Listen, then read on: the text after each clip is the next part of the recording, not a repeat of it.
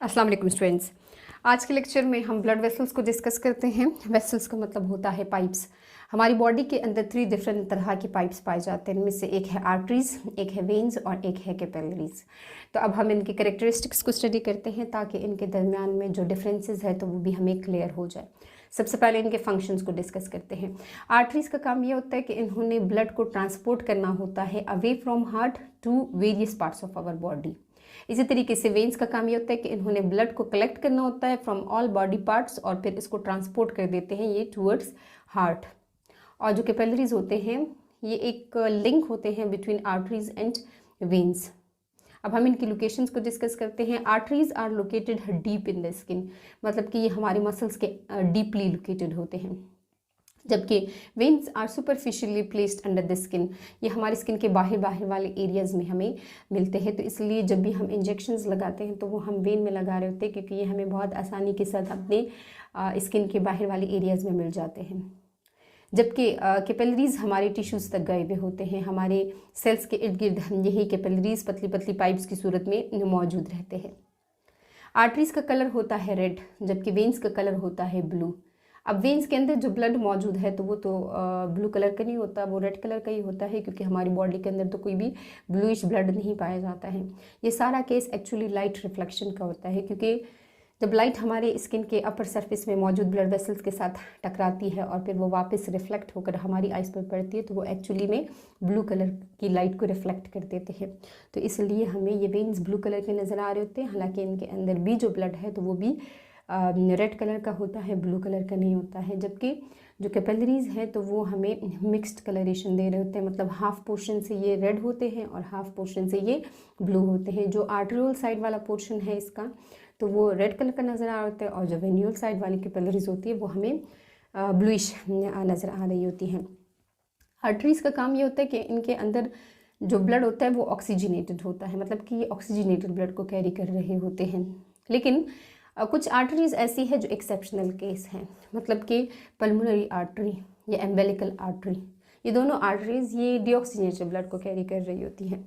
Umbilical artery umbilical cord के अंदर हमें प्रेजेंट रहती है। एम्बेलिकल कॉर्ड क्या होता है? ये प्लासेंटा और फीटस के दरम्यान में एक पाइप है जिसके अंदर वेसल्स मौजूद रहते हैं, जो कि प्लासेंटा से जो न्यूट्रिएंट्स वगैरह है तो वो फीटस को दे देते हैं। जो फीटस का डीऑक्सीजनेटेड ब्लड है तो वो प्लासेंटा को दे देते हैं, यानी कि मदर को दे देते हैं।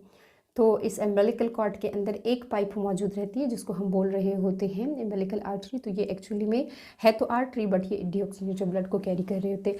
इसी तरीके से तमाम के तमाम वेन्स डीऑक्सीजनेटेड ब्लड को कैरी कर रहे होते हैं, लेकिन पल्मोनरी वेन और जो एम्बेलिकल वेन है तो ये ऑक्सीजनेटेड ब्लड को कैरी कर रहे होते हैं। इस तरीके से जो कैपिलरीज हैं तो ये मिक्स्ड ब्लड को कैरी कर रहे होते हैं, क्योंकि जो आर्टरीज यानी आर्टरियल साइड वाली कैपिलरीज होती है ऑक्सीजनेटेड ब्लड को कैरी कर रही होती है, और जो वेन्स या वेन्यूल साइड वाले कैपिलरीज होते हैं तो ये डीऑक्सीजनेटेड ब्लड को कैरी कर रहे होते हैं। अब हम इन वेसल्स की वॉल्स का जिक्र करते हैं। जो आर्टरीज है और वेन्स है इनके वॉल्स 3 लेयर्स में अरेंज हुए होते हैं। सबसे आउटर मोस्ट लेयर को हम बोलते हैं ट्यूनिका एडवेंटिशिया या ट्यूनिका एक्सटर्ना। जो मीडियल वाली लेयर है उसको हम बोल रहे होते हैं ट्यूनिका मीडिया, और जो इनर मोस्ट लेयर उसको हम बोलते हैं ट्यूनिका इंटरना या ट्यूनिका एंटिमा। तो यहाँ पर मैंने आपको transverse section of artery show करवाया है और ये है ट्रांसवर्स सेक्शन ऑफ वेन। तो अब आप देख भी सकते हैं कि इनकी जो विड्थ है इन दोनों पाइप्स की, मतलब इनका जो डायमीटर है, ऐसे इनमें कोई भी डिफरेंस नहीं पाया जाता। लेकिन इनमें डिफरेंस कहाँ से पैदा होता है? इनमें डिफरेंस इनकी जो डिफरेंट लेयर्स है तो इनकी विड्थ में निकलता है, या जो इनकी लेयर्स की कंपोजिशन है उसमें हल्का फुल्का डिफरेंस आ जाने की वजह से ये दोनों पाइप्स एक दूसरे से डिफरेंट हो जाते हैं। यह है इनकी आउटर मोस्ट लेयर, ये वाली। तो ये कनेक्टिव टिश्यूज से बने हुए होते हैं और ये साथ में कोलेजन फाइबर से भी बने हुए होते हैं। कनेक्टिव टिश्यूज भी सख्त होते हैं और कोलेजन फाइबर्स भी सख्त होते हैं। तो जो आर्टरीज या वेसल्स की आउटर मोस्ट लेयर होती है तो वो सख्त होती है, इस लिहाज से ये इनको प्रोटेक्शन प्रोवाइड करने के लिए रिस्पॉन्सिबल लेयर होती है।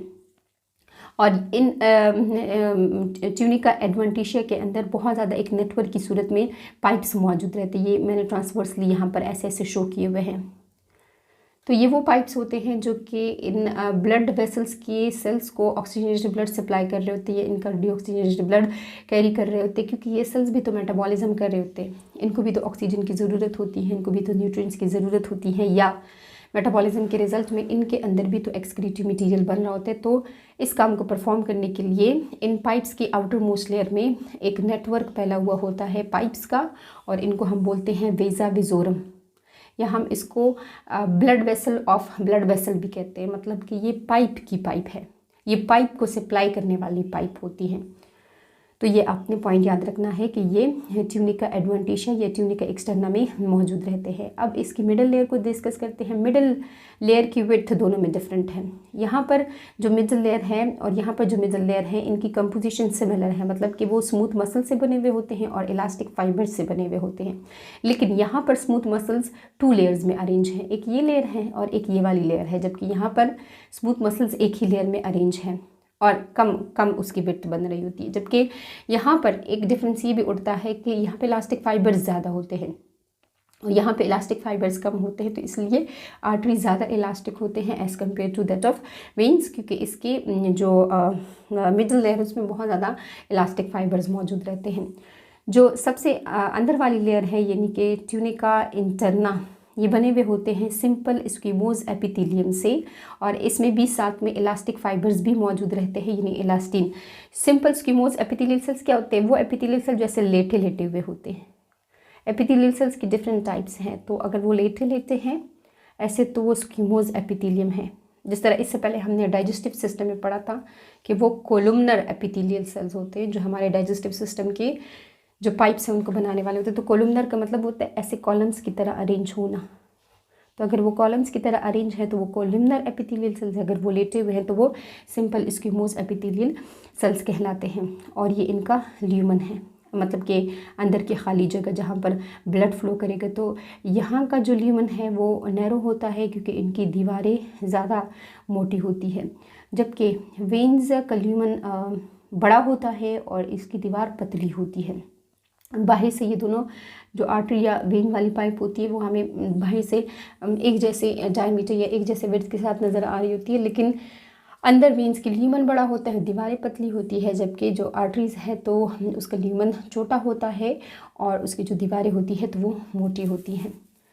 जबकि अगर हम ट्रांसवर्स सेक्शन ऑफ कैपिलरी को देखें तो यहाँ पर बहुत ही सिंपल सी बातें हैं कि एक सिंगल लेयर में स्क्विमोज एपिथेलियल सेल्स अरेंज हुए हैं। बाकी इसके पास जो स्मूथ मसल्स है, इलास्टिक फाइबर्स है या कनेक्टिव टिश्यूज़, कोलेजन फाइबर्स वगैरह कुछ भी नहीं है, मतलब 3 लेयर्स नहीं है, सिर्फ सिंगल लेयर में एपिथेलियल सेल्स अरेंज हुए होते हैं।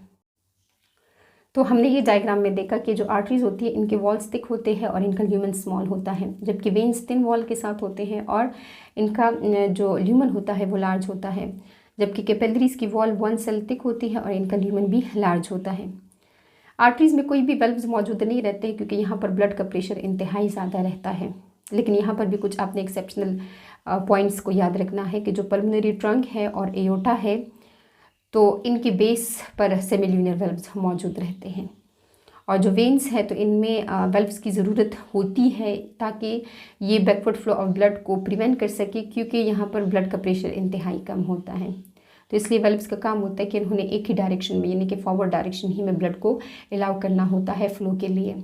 लेकिन जो हमारी बॉडी के निचले वाले पोर्शन से ब्लड को कलेक्ट कर हमारे हार्ट की तरफ लेकर आ रही होती है, चूँकि वो वेन्स ग्रेविटी के अगेंस्ट ब्लड को फ्लो करवा रहे होते हैं, इसलिए जस्ट उन्हीं वेन्स के अंदर वेल्व्स मौजूद होते हैं। वो वाले वेन जो कि हमारी बॉडी के अपर एरिया से, मतलब कि हमारे हेड रीजन से या हमारे नेक रीजन से ऑक्सीजन डीऑक्सीजनेटेड ब्लड को कैरी कर हमारे हार्ट की तरफ लेकर आ रहे होते हैं, चूँकि वो ग्रेविटी की तरफ ब्लड लेकर जा रहे होते हैं, इसलिए उन वेन्स के अंदर वेल्व्स मौजूद नहीं रहते हैं। इसका मतलब ये है कि वो वाले वेन्स जो कि सुपीरियर वेना कावा को बना रहे होते हैं उनमें वेल्व्स मौजूद नहीं होते हैं, और वो वाले वेल्व जो कि इन्फीरियर वेना कावा को बना रहे होते हैं तो उनमें वेल्व्स मौजूद रहते हैं ताकि जो बैकवर्ड फ्लो है तो उसको प्रिवेंट किया जा सके। और फिर हम ये बात करते हैं कि जो वेन्स है तो उनमें तो ब्लड का प्रेशर इंतहाई कम रहता है, फिर ब्लड आगे आगे मूव कैसे करेगा? तो ब्लड वेन्स में लो प्रेशर के बावजूद भी मूव कर पाता है क्योंकि हमारे रिस्पायरेटरी सिस्टम में मूवमेंट होती रहती है, मतलब कि जो हमारे लंग्स हैं उनकी मूवमेंट की वजह से या हमारे डायफ्राम की मूवमेंट की वजह से वेन्स में मौजूद ब्लड को पुश मिलता रहता है। इसके अलावा हमारी बॉडी में जो मसल्स हैं जब वो मूव करते हैं तो भी इन वेन्स में मौजूद ब्लड को पुश मिलता रहता है। और जो हमारी पेरिस्टाल्टिक मूवमेंट होती है हमारे डाइजेस्टिव सिस्टम में, तो उनमें भी जो मूवमेंट है उसकी वजह से हमारे वेन्स का जो ब्लड है तो मूव करता रहता है। और कैपिलरीज के अंदर भी वेल्व्स की ज़रूरत नहीं होती है क्योंकि ब्लड का प्रेशर बहुत ही ज़्यादा कम रहता है। अब हम इनके डायमीटर को डिस्कस करते हैं। हमारी बॉडी की सबसे लार्जेस्ट ऑक्सीजनेटेड ब्लड को कैरी करने वाली पाइप का नाम है एयोर्टा, और ये डायरेक्टली हार्ट से ओरिजिनेट हो रही होती है और इसका डायमीटर होता है 23 मिलीमीटर। जबकि आर्ट्रियोल्स, जो कि एयोर्टा की पतली पतली पाइप्स को कहा जाता है, उसका डायमीटर होता है 0.2 मिलीमीटर। तो आप एयोर्टा और आर्ट्रियोल्स के डायमीटर को भी कंपेयर कर सकते हैं। वेन्स का डायमीटर होता है ग्रेटर देन 2 मिलीमीटर, और वेन्यूल्स, जो कि वेन्स की पतली पाइप्स को कहा जाता है, इनका डायमीटर होता है 40 to 50 माइक्रोमीटर। जबकि कैपिलरीज बहुत ही पतले डायमीटर के साथ होते हैं, 7 to 9 माइक्रोमीटर इनका डायमीटर होता है और ये 1 mm लॉन्ग होते हैं। यहाँ से आरबीसी जस्ट एक सिंगल लाइन की सूरत ही में गुजर सकते हैं क्योंकि आरबीसी का खुद का डायमीटर होता है 7.5 माइक्रोमीटर और इस पाइप का डायमीटर है 7 to 9 माइक्रोमीटर। इसलिए RBC flows through most of the capillaries in a single file.